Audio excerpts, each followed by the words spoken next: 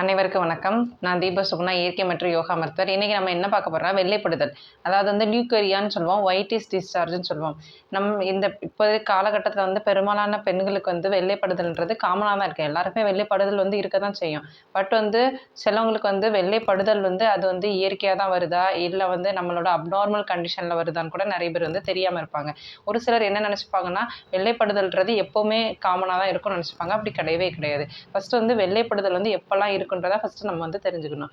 வெள்ளைப்படுதல்ன்றது நமக்கு வந்து நார்மலாகவே பெண்களுக்கு வந்து இயற்கையாகவே வந்து வர்ற வந்து ஒரு வெஜினல் டிஸ்சார்ஜ் தான் சொல்லுவோம்.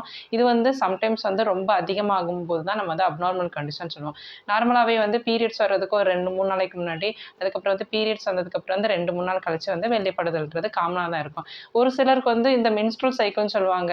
அந்த சைக்கிளில் வந்து இடைப்பட்ட டேஸ், அதாவது ஒரு 15 டேஸ்க்கு அந்த கேப்லேயும் வந்து அவங்களுக்கு வந்து லைட்டாக வந்து வெள்ளைப்படுதல்ன்றது இருக்கும். இது காமன் தான். இது ஒரு இயற்கையான விஷயம். இது வந்து இயற்கையாகவே வந்து வெஜினல் டிஸ்சார்ஜ் தான். ஸோ வந்து இதை மட்டும் நம்ம ஒரி பண்ணிக்க வேண்டாம்.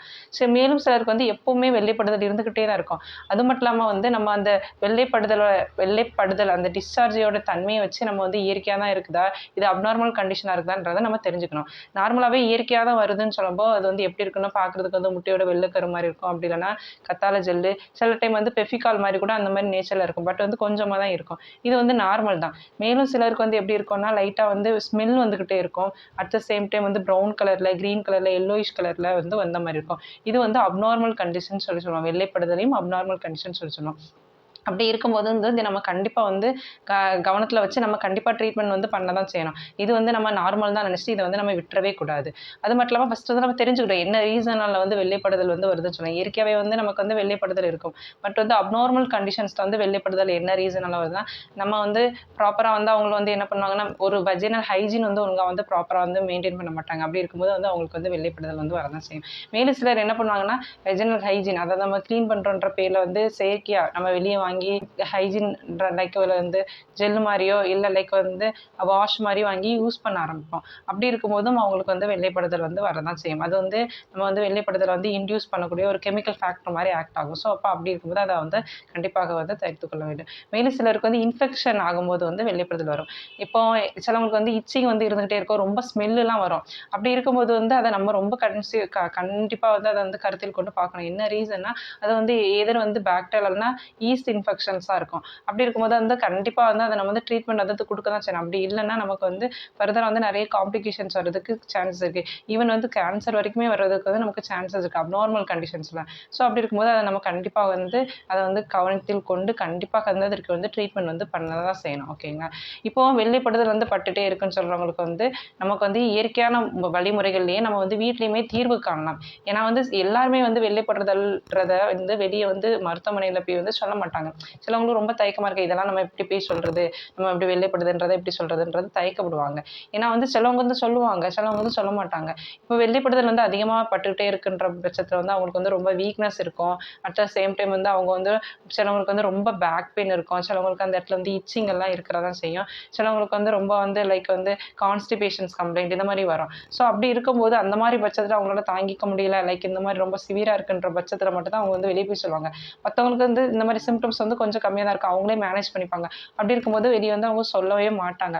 அப்படி நீங்கள் உங்களால் சொல்ல முடியலனாலும் இது இயற்கையான வழிமுறைகளில் வந்து அதுக்கு வந்து சொல்யூஷன் கொடுங்க. அப்படி கொடுக்கல அப்படின்னா உங்களுக்கு வந்து அது வந்து பிறகு ஃப்யூச்சரில் வந்து உங்களுக்கு காம்ப்ளிகேஷன்ஸில் வந்து முடிஞ்சிடக்கூடாது. அட் த சேம் டைம் இயற்கையான வழிமுறையில் நீங்கள் ஃபாலோ பண்ணி உங்களுக்கு ட்ரீட்மெண்ட் லைக் அது க்யூர் ஆகலைன்ற பட்சத்தில் கண்டிப்பாக வந்து நீங்கள் அருகிலுள்ள மருத்துவமனை வந்து போய் வந்து அருகே வந்து தீர்வு காட்டுற மாதிரி தான் இருக்கும். சரி, இப்போ நம்ம பார்க்கலாம்.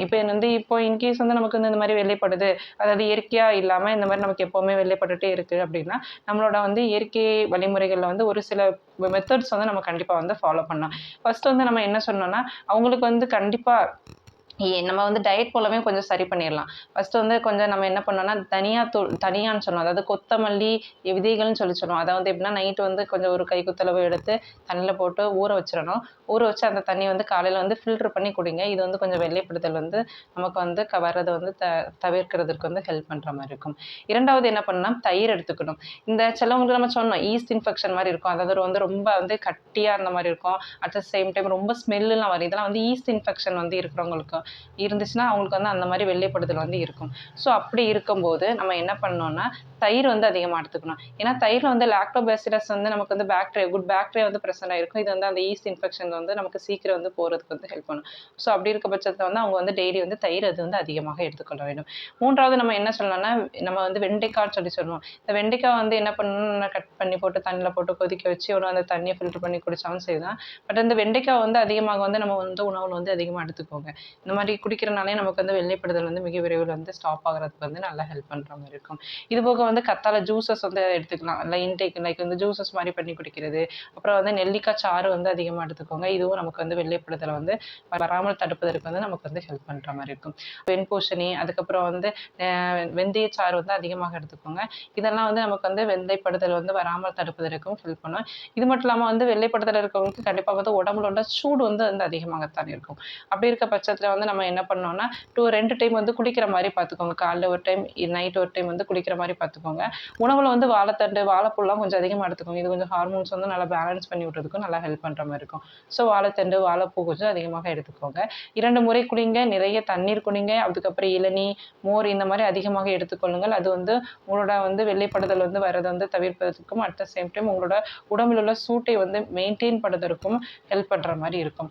அதுக்கப்புறம் வந்து வெஜினல் ஹைஜீன் வந்து ரொம்ப ரொம்ப இம்பார்ட்டன்ட். இப்போ நீங்கள் ஒரு பாத்ரூம் போயிட்டு வரீங்க அப்படின்ற பட்சத்தில் வந்து போயிட்டு வந்ததுக்கப்புறம் நம்ம வாஷ் பண்ணணும். லைக் வந்து எப்படி சொல்லணும்னா எப்போ போயிட்டு வந்தாலும் நீங்கள் வந்து ஒன் பாத்ரூம் போனாலும் சரி தான், எப்போனாலுமே நமக்கு வந்து கண்டிப்பாக வந்து வாஷ் பண்ணிட்டு தான் வர்ற மாதிரி இருக்கணும்.